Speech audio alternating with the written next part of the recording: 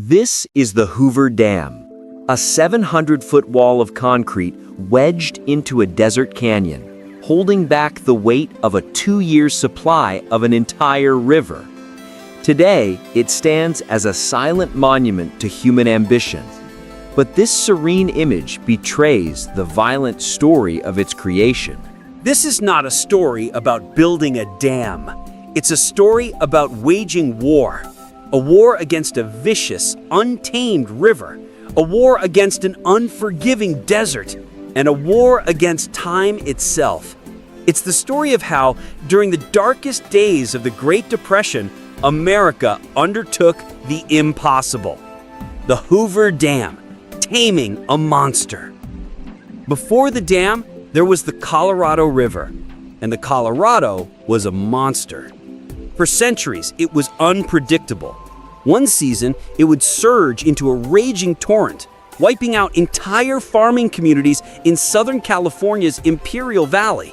The next, it would shrink to a trickle, leaving that same valley to wither into a dust bowl. For the millions of people trying to build a future in the American Southwest, the river wasn't a source of life, it was a constant threat. The solution was audacious. Build a dam bigger than any the world had ever seen. The plan was called the Boulder Canyon Project. Its goals were threefold: stop the floods, provide a reliable water supply for farming, and generate massive amounts of hydroelectric power to fuel the growth of cities like Los Angeles and a sleepy little town that would one day become Las Vegas. But how do you plug a canyon that's 660 feet thick at its base? The engineers settled on a revolutionary design, an arch gravity dam. It acts like a horizontal arch, pushing the immense force of the water into the solid rock walls of the canyon. The sheer weight of the concrete itself, 6.6 million tons of it, would hold the rest in place. The scale was mind-boggling. There was just one massive problem. To build a dam in the middle of a river, you first have to get rid of the river. The first step was one of the most dangerous. Thousands of men had to blast 4 colossal tunnels, each 56 feet in diameter, straight through the solid rock of the canyon walls. For over a year, the canyon echoed with the constant thunder of dynamite. The work was brutal. Temperatures in the tunnels soared to 140 degrees Fahrenheit or 60 degrees Celsius. Carbon monoxide from the trucks filled the air, leading to sickness and death. But the job was only just beginning. Dangling from ropes 800 feet above the canyon floor, men known as high scalers had to strip the canyon walls of loose rock with jackhammers and dynamite. They were paid just $5 a day for the most dangerous job in America. Finally, after 2 years of relentless work, the tunnels were complete.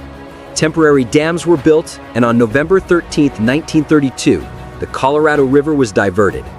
For the first time in millennia, the canyon floor was dry. The stage was set for the main event. Now came the concrete, a mind-bending 3.25 million cubic yards of it. To put that in perspective, it's enough concrete to build a 2-lane highway from San Francisco to New York City.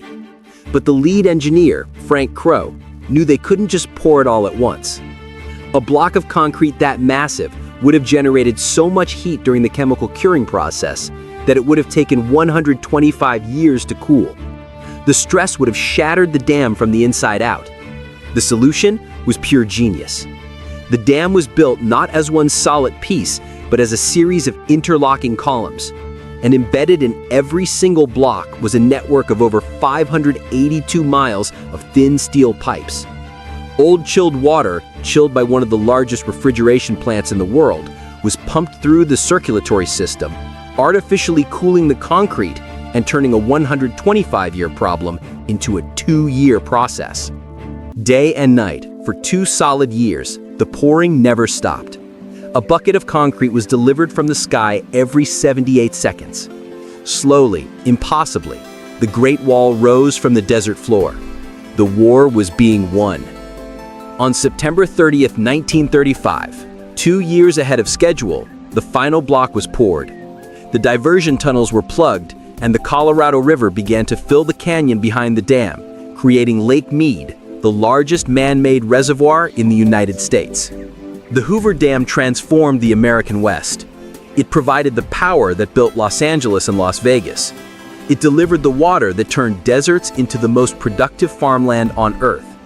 It ended the cycle of flood and drought, providing security for over 40 million people to this day.